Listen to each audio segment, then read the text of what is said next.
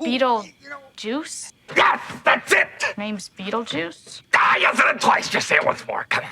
Hey, welcome back to ScreenCrush. I'm Colton Ogburn, and Beetlejuice is one of film's greatest underrated masterpieces. But the creation of the original Beetlejuice was a very long journey filled with multiple script rewrites, some director changes, a limited budget, and the overall impression of doom that this film might be the end of certain careers. I thought maybe all of our careers are going to end with the release of this film. We're all going to be dead. With a follow-up sequel that has literally been in development hell for the past 30 years, finally making its way to theaters on September 6th, we thought now would be a good time to give you the ultimate look into the history of the original Beetlejuice production. We'll explain how this one film changed cinema forever, and by the time we're done, along with several other insights, we will reveal what we believe is the extremely macabre answer as to why this particular dark comedy has lasted for generations.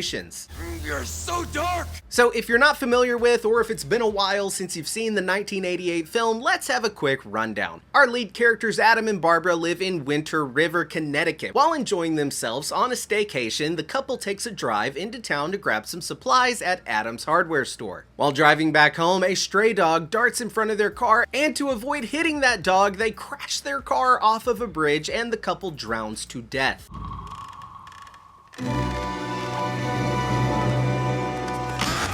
Well, I mean, at least that puppy's okay. Right, so Adam and Barbara suddenly return home with no recent memory of how they got back there. But they quickly come to realize that they are both dead, and their afterlife will consist of spending 125 years on Earth as ghosts in their former home. So when a yuppie couple from New York, Charles Delilah and their goddaughter Lydia Dietz, all move in, Adam and Barbara want them out immediately. Now, despite being told not to, Adam and Barbara contact the freelance bioexorcist Beetlejuice, simply by calling his name 3 times. Remember that for later. Noted. Beetlejuice claims that he can haunt the house so well that those pesky mortals will vacate the premises and their afterlives ASAP. But the thing is, Beetlejuice is a major trickster. In his own efforts to be released from the confines of his own afterlife, he tricks Lydia into a marriage agreement in order to rescue Adam and Barbara from being exorcised by the Dietz and their paranormal obsessed friends. Come the end of the film, Beetlejuice is sent back to the afterlife, and the Dietz learn to coexist with their ghostly housemates.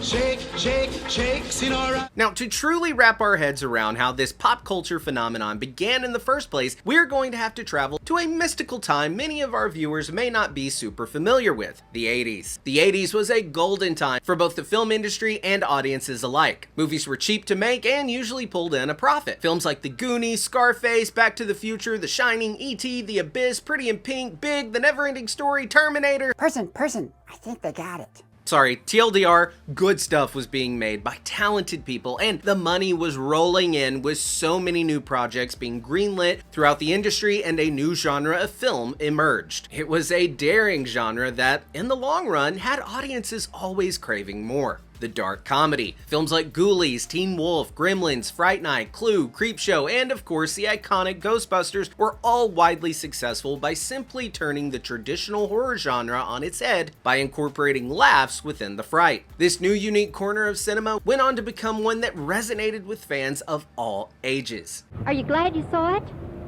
The horror genre itself was already a booming genre, and everyone, including the many nerds, fell in love over and over again with the frightening worlds filmmakers were bringing to life. In fact, Doug, didn't you have a pretty good explanation a while back as to why comic book fans love the horror movie genre? I sure did, other person. I said it must be the shared ability to grab one to deeper thoughts, appreciation of multiple art forms, and the common knowledge that humans are here for a good time, not a long time. So we might as well have fun with life, even though the stakes are elevated, which forces characters to choose between living and dying. Great job, buddy. So, like all films, Beetlejuice started with a script. In 1985, American novelist Michael McDowell, known for having penned extremely popular horror thrillers such as The Amulet, Black Water, and The Elementals, was ready to take a break from writing novels and really wanted to try diving into the wonderful world of screenwriting. You sure you want to do that? But the thing was, McDowell was used to writing horror stories. In fact, back in his heyday, legendary author Stephen King praised McDowell as the finest writer of paperback novels today. So it should come as no shock to anyone that the very first draft of the Beetlejuice screenplay was extremely dark and very different from the film that we all know today. What the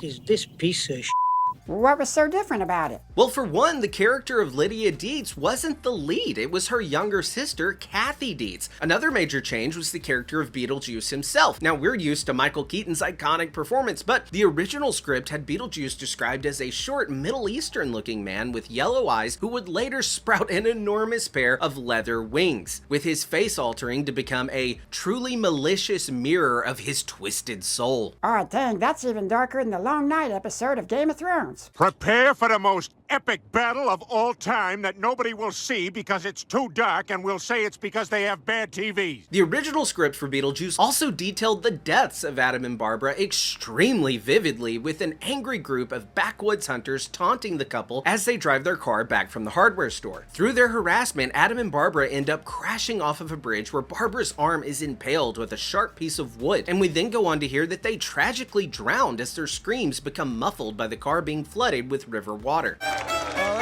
After some consulting and doing some revisions with his business partner and friend, producer Larry Wilson, Wilson then took the script to the film executives at Universal Studios, who immediately called Wilson back to schedule a meeting to discuss the script. If you don't know, hearing back from a studio that quickly about a script is usually a really good sign, but when Wilson arrived at Universal for his meeting, an upper-level executive was quick to dismiss the project as a piece of shit, and wanted to personally warn Wilson that if he pursued this endeavor, he would be throwing away his career. What are you, stupid? Wilson then took the script to David Geffen, which then led to the Geffen Company buying the script. Geffen had an overall deal with Warner Brothers, and after the studio gave the official green light to the production, they were given a budget of $15 million. But before they could go any further, the team needed to hire a director. Oh, I'm sure Tim Burton was their #1 pick. No brainer. He was not. Remember, at this point, the movie was still more of a horror movie. So, surprisingly, one of the first directors to be attached to Beetlejuice was none other than the master of horror himself, Wes Craven. But Craven would ultimately end up leaving the project to focus on drafting another horror story for audiences to enjoy.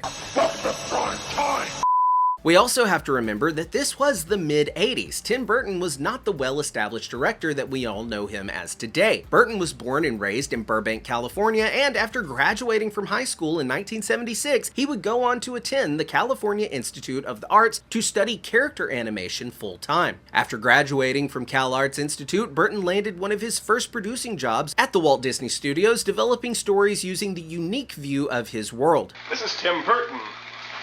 Another one of our people here. His first animated project would be a short film titled Vincent, which follows a young boy who actually believes that he is a longtime horror icon, Vincent Price, Tim Burton's hero. After Vincent, Burton switched gears to focus on Frankenweenie, which was the second short that would be produced by Disney. And no, I'm not talking about this one. Even though Disney would eventually end up producing a full-length feature film of Frankenweenie in 2012. In 1984, however, Disney released Burton's short 30-minute live-action version of the film, which starred the Shining actress Shelley Duvall. Guess we're lucky. What's that movie about? Well, it's about a young kid who loses his best friend, but then ends up finding him again, and they go on to live happily ever after. Now, while many might think, yeah, Tim Burton being at Disney makes total sense. His style screams animation perfection. Disney, however, at the time, didn't really appreciate Burton's dark and bleak outlook portrayed in his productions. Perhaps he realized how hollow the pursuit of money is and took his own life.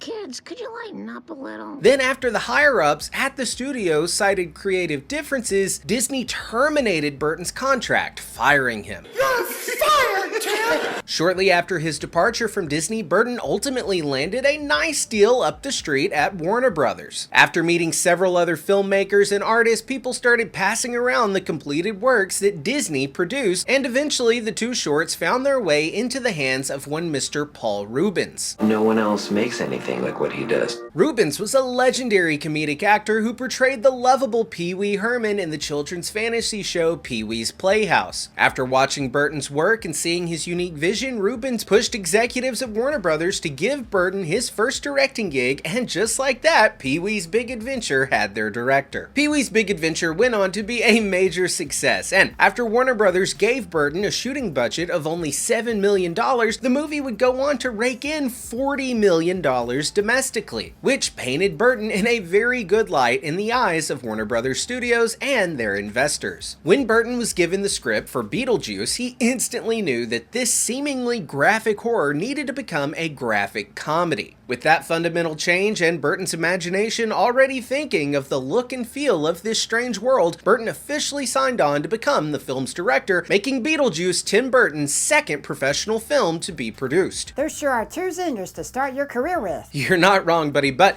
more on that a little later. So to have the script restructured as a horror comedy, Burton would have the writer for Beverly Hills Cop 2, Warren Scarron, hired, and then after Scarron finished his passes of the feature, production was then ready to move on to the next step. Casting. Production design. Yeah, production design. Burton was given an office on the WB lot, and one day on a walk, a random agent approached Burton who knew that the director was looking to hire a production designer for his new feature. The agent suggested that Burton stumble onto the set of the vampire classic The Lost Boys. It was here where Burton became enthralled by the work of master production designer Mr. Bo Welch. With Burton giving Welch ideas on how the afterlife and its many creatures should look using drawings from his own sketchbook, Welch was quick to catch on that Burton had a deep love for German Expressionism. What's that? German Expressionism. It was an artistic movement that started in the early 20th century, but mostly became popular in film around the time of the First World War. This style of art usually focuses on heightened emotions, curvy, distorted forms, and sometimes uses bold colors encapsulated by mostly dark, shadowy areas. Two excellent examples of this film style is the classic, The Cabinet of Dr. Caligari,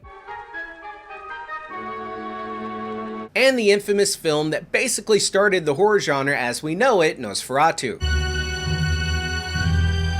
Nowadays, German Expressionism and Tim Burton have become synonymous with one another. Burton regularly uses exaggerated set designs, vibrant colors, and surreal aesthetics throughout his filmography and his artistry. With Welch becoming so close with Burton in those early days of production, Welch was able to capture the humorous gothic tone for Beetlejuice with much success. In fact, Welch has stated many times that one of the true villains of the film is modern contemporary design. This is showcased in the drastic differences between the simple life of the Matlins and the busy city life of the Dietz family. But if you wanted to look at different examples of how Burton and Welch tried to capture the German Expressionist tone, not using examples from the theatrical release, you can see them in the deleted scenes. Earlier in the film, when Adam and Barbara realize that they're dead, Adam attempts to leave the house. In the theatrical version, Adam is transported to one of Saturn's moons, Titan, where he meets the sandworm. But in a deleted scene, you can see that Burton and Welch had something else in mind. Instead of moving through space, Adam is teleported to a black void where giant mechanical gears are rolling around, almost crushing him. It's dark, it's loud, it's industrial, everything that fits into the Expressionism theme. Burton felt that the deleted scene might be too confusing, which is why they later swapped it out for the Saturn and sandworm scene, which comes into play later in the film. And even there, the bold colors, curvy land masses, and designs of the sandworm all fit into the production design that had already been established. And to clarify, yes, when Barbara and Adam attempt to leave their house after they have already died, they are transported up on a moon of the planet Saturn. This is to show that anything outside of your own personal afterlife is just time and space. We've been to Saturn. Hey, I've been to Saturn. Sandworms. You hate them, right? After its release, Bo Welch would become one of the entertainment industry's most sought-after production designers, going on to work on such films as Edward Scissorhands, Batman Returns, A Little Princess, 3 Men in Black movies, as well as Marvel's Thor. While working on Beetlejuice, Welch met actress Catherine O'Hara, who was playing the eccentric stepmother Delilah Dietz. The two hit it off and started dating and even ended up getting married. And they are still married to this day. Now, once the script was officially locked and the exterior sets were being constructed in both Culver City, California and East Corinth, Virginia, it was finally time to start the process of putting faces on these characters. Gina Davis would land the role of Barbara, which actually almost ended up going to Morticia Addams herself, Angelica Houston. Charlatan, deadbeat, parasite. Alec Baldwin, who was primarily known for his television roles at the time, was cast as Barbara's loving husband, Adam. Babs.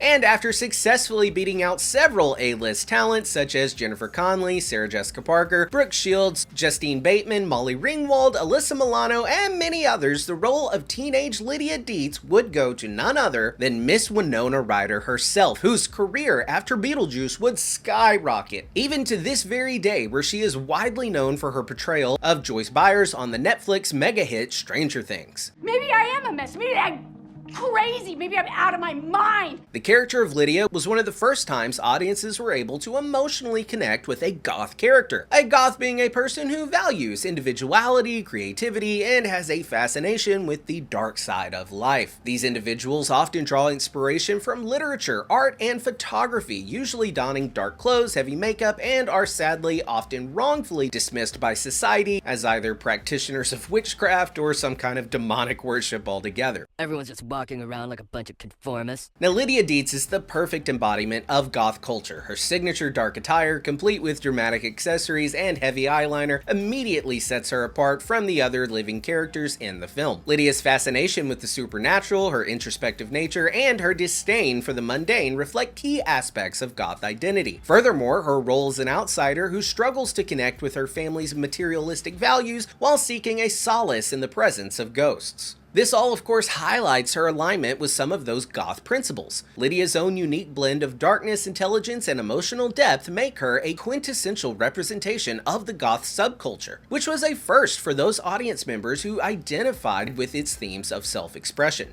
All of this, of course, to say that goths aren't evil, guys. They are highly intelligent, moody sweethearts who don't conform to normal society. Let them live in peace. Now, with Adam, Barbara, and Lydia all cast, it was time to get to work on finding an actor who could handle the complexities of playing the titular role of Beetlejuice. Now what do you think? You think I'm qualified? Many fans might find it absolutely bonkers that Michael Keaton was in fact not the first actor who was approached to play what would go on to be one of the standout performances of his career. Instead, Burton and his producers were discussing the two names that were being floated around. The first actor being considered was comedian Sam Kinsian. I think this fashion statement says, I'm having a good time! And the other actor in consideration was none other than Mr. Show Business from the Rat Pack himself, Sammy Davis Jr. If you look at Sammy Davis Jr. through a pure casting lens, this makes total sense. Davis was widely known at the time for his magnetic stage presence and natural charm, which would align well with Beetlejuice's attention-grabbing demeanor. He was a multi-hyphenate who could sing, dance, and act, and had learned great comedic timing from his long career of being on live stage. I'll even admit that his suave, sophisticated voice would have been great to hear while playing the sinister tricks that Beetlejuice would come to be known for. In fact, in the theatrical cut of Beetlejuice, Michael Keaton can be seen giving a nod to the historical crooner towards the end of the film. That is why I won't do 2 shows a night anymore, babe. It was then producer David Geffen who would be the one to introduce Burton to Michael Keaton. After several meetings, Keaton was still unsure about how he would bring this larger-than-life character to the big screen. But Keaton was impressed with Tim Burton, and after their third meeting, Keaton decided it was time to show Burton what his take on the character would be. And I called him and said, I got an idea, and I don't know if it's going to work or not, so let's just go do this thing. After donning the wardrobe and helping decide on what some of the hair and makeup should look like, Keaton fully transformed into the ghost with the most. I'm the ghost with the most, babe. We would be totally remiss if we didn't stop here to mention that had it not been for Michael Keaton's performance, all the love and absurdity that he brought to this role, Beetlejuice would not be what it is today. Recently, in an interview with GQ, the actor himself would go on to admit that this role was probably his favorite role he has played to date. I mean, it's one of my favorite things, if not my favorite thing, if you had to put a gun to my head and say, you gotta pick one. Which is huge to say because Michael Keaton's career has been loaded with several roles that are complex, fun, misunderstood, scary, and downright evil. The character of Beetlejuice is only in the film for like 17 minutes out of the total hour-and-a-half runtime. The guy can do anything, and he is regarded as one of the most talented actors to ever grace the silver screen. I mean, come on, the guy was the best Batman, but more on that in a bit. What are you?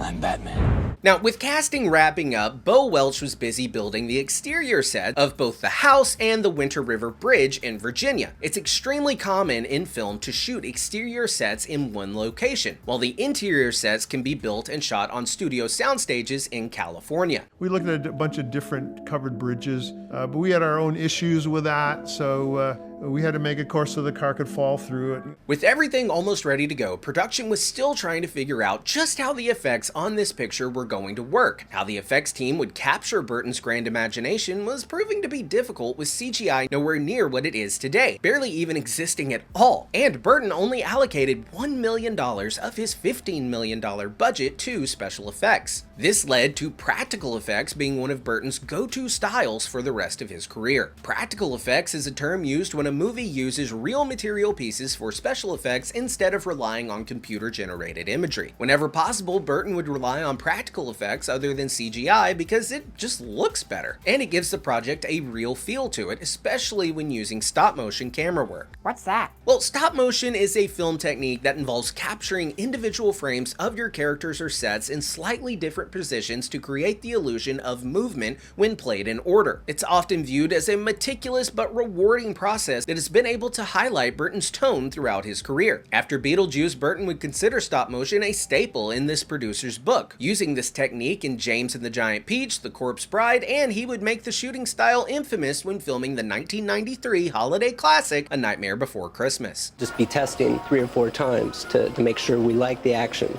Then it's like, okay, now go for the hero shot. But Burton thought that there was something definitely missing, something that could tie this entire world together, something that could elevate the stakes of the film, but also showcase the afterlife as a whimsical dimension where anything could happen. This is when emerging film composer Danny Elfman entered the picture. Oh, I know that name. You should. Elfman has been a film composer for decades, having created scores for countless hit films. For most of Elfman's early career, he was the lead singer of the band Oingo Boingo. After hearing a demo of Elfman's work, Burton called Elfman to offer him the job of scoring his first feature, Pee-wee's Big Adventure, and just like Burton, Beetlejuice would also go on to be Elfman's second professional job. After Elfman read the script for Beetlejuice, he quickly got to work writing the score, but upon seeing the dailies and footage of Michael Keaton and the other performances, he scrapped all of his work and started completely over. I wrote music before I saw a rough cut. All got thrown away. After Pee-wee, Burton knew Elfman was the right choice to bring his wacky world together. Coming off a successful film, Burton and Elfman were allowed to have fun on Beetlejuice with zero studio interference, something not really heard of today. The music in Beetlejuice is one of the contributing factors in what makes the film timeless. Look at this example of the opening shot. Notice how Elfman's score sets an entirely new tone for the movie you're about to watch.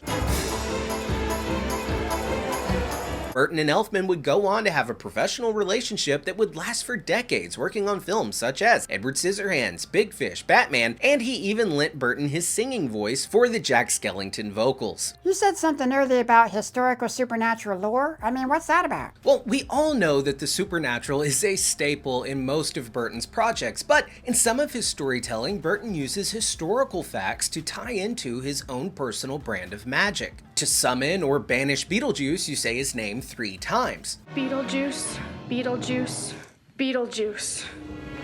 It's showtime. Names themselves have historically been used as a source of power throughout time. In many different cultures, especially the ancient Egyptians, your name was believed to be a part of your soul and therefore should be treated with the utmost respect. If you knew someone's true name, that implied that you held some kind of relationship or power over them. This led many people to use a chosen name to ensure that no other being could wield influence over their day-to-day life. This theme can be traced from ancient Egypt to modern urban legends and even into our current horror movies. Bloody Mary.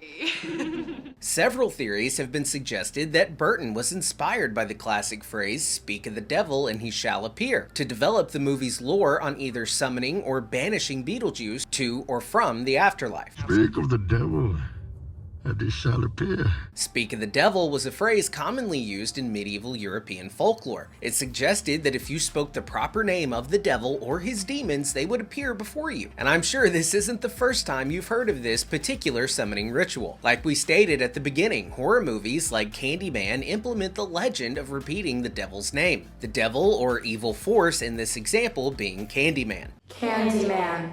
Candyman. Candyman. If you've seen James Wan's The Conjuring 2, you know that Lorraine Warren was able to banish the demon Valak back to hell just by knowing its name. Your name gives me dominion over you, demon. We also believe that the reason Beetlejuice is spelled so many different ways in the movie is because the production always wanted to keep you guessing. Beetlejuice, spelled B-E-E-T-L-E-G-E-U-S-E, is actually the name of one of the brightest stars in the Orion constellation. And if we stick to the legend of certain powerful entities wanting to keep their names secret, this would be a sure way of confusing people as to how to properly pronounce the character's name. We've got to contact this guy Beetlemeyer or something. In fact, his name is so powerful that not even Beetlejuice himself is allowed to tell other mortals what it is. What's your name? Well, I can't tell you. If you want to get deeper into the history of the supernatural, you can say that all words are meant to hold great power. In most lore, speaking certain words in certain ways creates magic. That's why we call it spelling, because when you write out magic words, you have to spell them, then say them aloud. And when we look at the power of 3... Power of 3 will set us free. No, not that power of 3. I'm talking about the literal significance of the number 3. 3 has a magic number. It has been widely theorized throughout history that this number, number 3, holds sacred value to the entire universe. The famous physicist and inventor Nikola Tesla was quoted in saying, "If you only knew the magnificence of the 3, the 6, and the 9, you would have a key to the universe." The number 3 has long held a prominent place in both supernatural lore and modern religion, symbolizing harmony, balance, and completion across various cultures. In the realm of the supernatural, 3 often signifies the presence of powerful forces such as the 3 witches in Shakespeare's Macbeth, who foreshadow fate and invoke magical transformations, or the concept of the 3 fates in Greek mythology. Darling, hold that mortal's thread of life. Similarly, in many religions, the number 3 represents key tenets of belief, as seen in Christianity with the Holy Trinity of the Father, the Son, and the Holy Spirit. Those, of course, embodying unity and divine essence. In Beetlejuice, this motif resonates throughout the structure of the narrative, as the characters are all dealing with the 3 phases of existence: life, death, and the afterlife. Okay, but what does all of that mean? Well, we don't know, and we're not the ones to break that down, not here anyway. We're just theorizing that Burton developed his magic summoning tool using both the popular phrase and the sacred number 3. But after months of filming, the time had finally come to introduce Beetlejuice to the world. It's showtime. On March 30th, 1988, audiences flocked to theaters and fell in love. With a budget of $15 million, Beetlejuice would go on to be a box office smash, bringing in almost $75 million domestically. In today's terms, assuming that I know how to calculate inflation correctly, that would be as if a $40 million movie brought in over $180 million. That's a lot of money. The movie also went on to win several awards, including an Oscar at the 61st Academy Awards for Best Hair and Makeup, beating out Coming to America and Scrooged. The film also won many Saturn Awards. If you're not familiar with what the Saturn Awards are, just think of them as the award show for all things horror and fantasy. Beetlejuice won Best Horror Film and Best Makeup. Sylvia Sidney won Best Supporting Actress for her role as Juno, and the film was also nominated for Best Director, Best Writing, Best Music, Best Special Effects, and of course, a Best Supporting Actor nomination for Michael Keaton. Now, to cap all of these accolades, the American Film Institute even ranked Beetlejuice as the 88th greatest comedy of all time.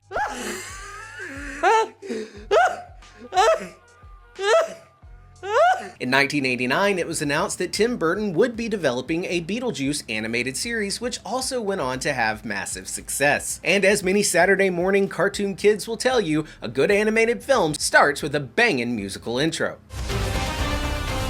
No, not that one, this one. It's showtime! Danny Elfman revamped the official score for the animated series, and the show went on to have over 90 episodes spread across 4 seasons. The show then followed in Ghostbusters' footsteps by mass-producing different kinds of merchandise. Action figures, Halloween costumes, clothes, video games for both NES and Game Boy. Basically, you name it, they made it. Even the fast food chain Burger King had a Beetlejuice toy line. This month, Burger King has Beetlejuice. Your kids can be part of the Kids Club and collect all 6 characters of Beetlejuice Beetlejuice Beetlejuice. The animated series followed Lydia and Beetlejuice, retconned now as best friends, as they both go on many adventures to help save the world and Netherworld from total destruction. A spider brooch? Oh, I could kiss you! But I'll just give you a big hug. Now, anytime a movie makes a huge profit by surpassing the shooting budget, goes on to win several prestigious awards, breaks off into a hit animated series, and you can bet your bottom dollar that the studio powers that be would consider that particular franchise a hit. And you know what that means. Sequel time. More like live stage adaptation time. So before we start the long and bumpy history that is the sequel's development, we can't forget to mention 2 gems that gave audiences the Beetlejuice fix while fans waited for the next installment. One of these gems was a live-action stunt and musical show performed at both Universal Studios Hollywood and Universal Studios Florida. Where do you get a load of this? It's the Beetlejuice Graveyard Review. Then, much later in 2018, Beetlejuice the Musical opened on stage in Washington, D.C., ultimately making its way to Broadway a few months later, even though the show was forced to close early due to the global pandemic of COVID-19. The musical was extremely well received, having to change a few elements of the story to make a seamless transition from screen to the stage. The musical was nominated for 8 Tony Awards, but sadly lost in every category. If you'd like a full recap on the production, please make sure that you reach out to Colorado Congresswoman Lauren Boebert. Get it? To this day, the character of Beetlejuice can still be seen being used throughout pop culture moments. He was featured on an episode of Teen Titans Go. Do you think that's funny? Check this out. You like it?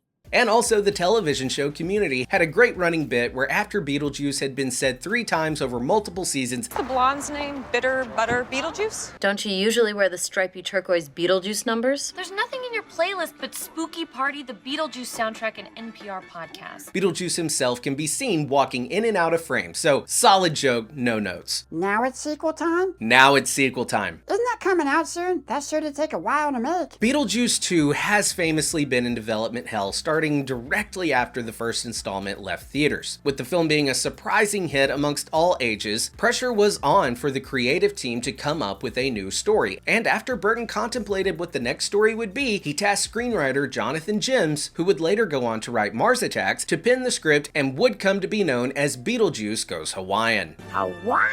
Here we come. Excuse me? I kid you not, the sequel to the 1988 hit first started as a story starting a few years after the original. It involved the Dietz family traveling to Hawaii in an attempt to start construction on new resort properties on one of the small lush islands, ultimately disturbing the island ghosts. Beetlejuice was a janitor, there was a surfing competition, Otho was set on fire, and Beetlejuice was later transformed and renamed Jucifer, a giant moth-like creature who terrorized the island. But hope is restored once Lydia uses her newly acquired ability to summon a humongous tidal wave to save the many villagers. And Otho, cured of his burns, then banishes Jucifer back to the afterlife. End of film. Later, Warren, the screenwriter who drafted the major rewrite on the first film, was then hired to return to Beetlejuice to write a second version of the sequel. He rewrites the rewrites, you know? This time the film was titled Beetlejuice in Love. This followed engaged opera singers Leo and Julia finding themselves caught in a disastrous love triangle with the monstrous Beetlejuice. Sound familiar? Wait, is this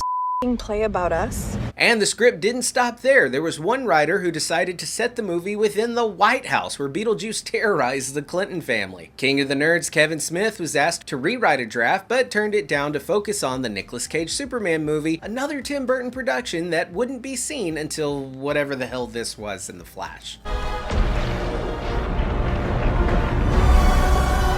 Then a snowball effect of writers and producers seemed to roll and grow for several decades. But the sequel suffered its biggest blow in early development when Warner Brothers wanted Tim Burton to direct a different sequel. After Beetlejuice was a hit, the suits at Warner Brothers officially allowed Burton to direct the 1989 live-action version of Batman, something Burton desperately wanted and which we all know became a massive success. However, there came a massive caveat. After having a meeting with the execs at Warner Brothers, the studio was giving Tim Burton a choice. He could either direct Beetlejuice 2 or he could direct Batman Returns. He could not do both. Make your choice. Burton has gone on to say that he was at first conflicted with the choice, but there were things that happened behind the scenes of Beetlejuice that had still been haunting him years after the production wrapped. One of those things being the repeated interference from the higher-up executives at Warner Brothers. On any production, television or film, the top creatives are more than likely to get studio or network notes suggesting that they change certain elements of the final product. And to be a bit blunt, this can be extremely annoying when you're trying to be creative. We're not hating on all executives here, but we know that they have important jobs to protect their company brand and often usable ideas. However, on Beetlejuice, studio execs wanted to change the title at the last minute. Uh-oh, so what do they want to call it? Are you ready? One of their ideas was House Ghost. You think this is funny? In a cosmic sort of way, yes. And the other one, Scared Sheetless. You serious? What's funny is that Scared Sheetless was actually first mentioned by Burton as a joke, but it was a joke that the studio took seriously. Burton would famously go on to say that if the studio were to title his film Scared Sheetless, he would literally die, which then led to the studio agreeing to keep the title as it was. I'm going to kill myself and it's your fault! Now, all that being said, when Burton was asked which sequel he wanted to direct, Warner Brothers added that if he were to choose Batman Returns, the studio would also give him total creative freedom to make whatever kind of film he wanted, with zero executive interference.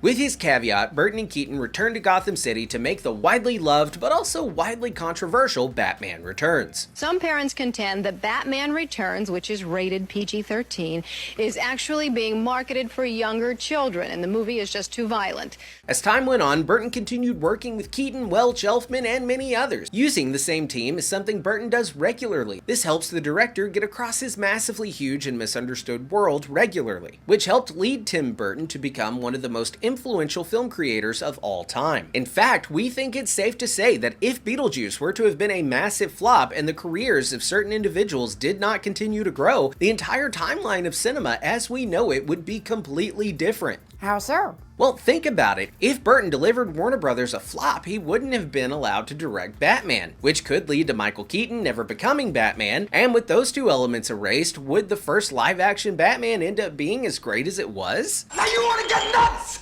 Come on, let's get nuts. This would have led to no Batman Returns, and without these superhero movies, the landscape of the genre might have never even started, yet alone be birthed into what we know today as the DCEU, or now DCU, and of course the current MCU. You should have gone for the head.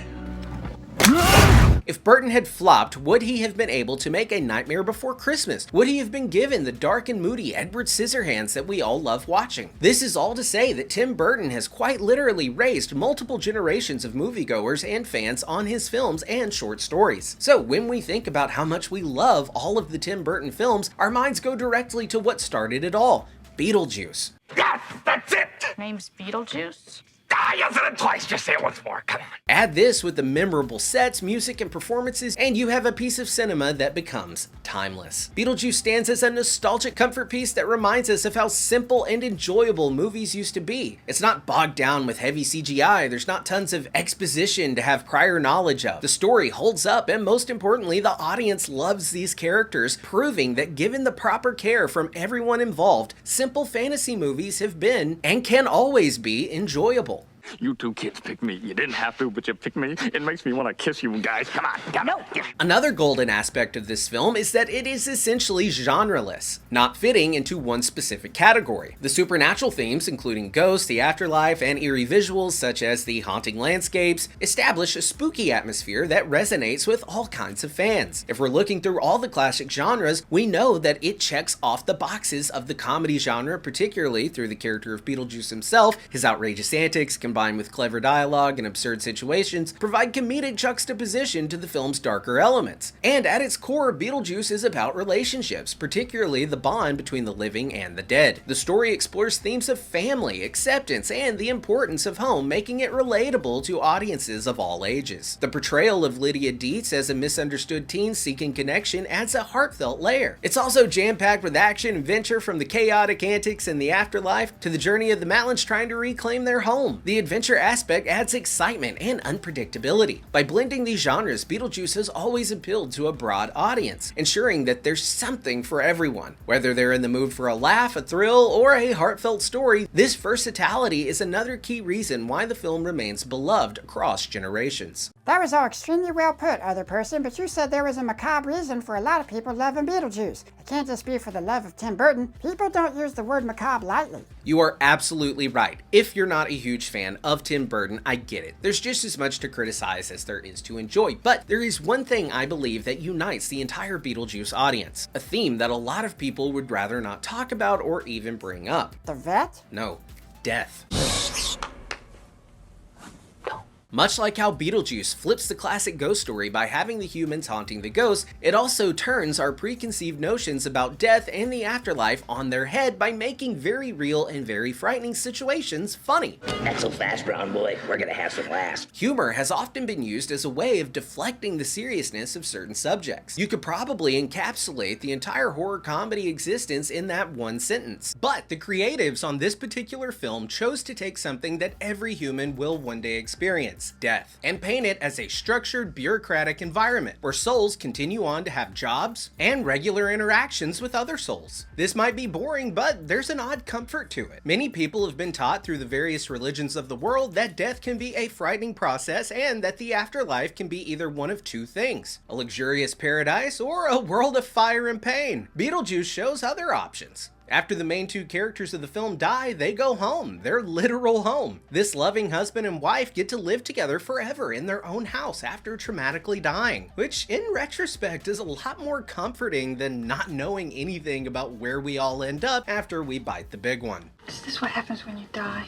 This is why we root for Barbara and Adam to kick the Dietzes out. We want their afterlife to be peaceful, and even though Beetlejuice is an agent of chaos, he starts out as the only other character who offers help in ridding their afterlife of these humans, who are threatening their very peace. So in return, since Beetlejuice protects our heroes, we want to protect Beetlejuice, minus the more murderous and child bride-seeking parts. That's nasty. Meaning that Beetlejuice is one of many beloved anti-heroes in our culture today. What's an anti-hero? An anti-hero is a flawed character who embodies making extreme dark and moral choices, often succeeding in many of their goals through using questionable methods. Beetlejuice highlights the anti-hero archetype, showcasing traits that blur the line between good and evil. Unlike traditional heroes, anti-heroes often pursue their desires through easier ways than their protagonist counterpart, making them more relatable and fascinating to audiences. Beetlejuice captivates viewers with his rude and crude antics, but he does it with a sarcastic, charismatic kind of lovable charm. This appeal is mirrored in other iconic anti-heroes like the MCU's Deadpool, known for his humor, fourth wall breaking, and lack of remorse for killing. Another example being Walter White from Breaking Bad, whose transformation from a mild-mannered teacher to a murderous drug lord reveals the subconscious darkness within himself. And who can forget Heath Ledger's portrayal of the Joker in Christopher Nolan's Dark Knight? His chaotic philosophy regarding anarchy and unpredictable nature, combined with a flair of humor and ease, leaves a lasting impact after you leave the theater. Ultimately, the allure of these anti-heroes lies in their complex backstory that has led these characters to who they are before we meet them on screen. Audiences love how they can challenge the conventional notions of heroism and force us to explore the gray areas of morality in a compelling and often entertaining way. The film also quells many fears about the existence of ghosts. Instead of spooky, transparent entities, these ghosts appear to be somewhat friendly. Seeing ghosts possess humans into dancing the calypso at dinner is a riot compared to the possession scenes from The Exorcist. And how can you not laugh and feel a sense of safety seeing Catherine O'Hara's Delilah yell at two ghosts? Open this door, you dead people, or we'll bust it down and we'll drag you out by the ropes you hanged yourself with? This can be seen as just a funny line, but it also is one of the many lessons hidden in the film. It teaches us that even in dire circumstances, you must always stick up for yourself against anyone, even if that person happens to be dead. We're ghosts. Another subtle lesson woven into the project is that social status and material success can blind individuals to what truly matters. Winter River, Connecticut is a picturesque town, and Adam and Barbara enjoy a lovely home. But that all unravels when the Dietz family arrives. They transform the couple's serene afterlife into a contemporary modern art gallery, with plans to demolish parts of the town to make way for a supernatural amusement park. The extent of the Dietz family greed is highlighted in a deleted scene where Charles, the father, dismisses his daughter to obsess over the blueprints for local lot sizes, illustrating how their ambition overshadows everything else. You take some money and go do it, okay? How's that? Something to do. For Dad.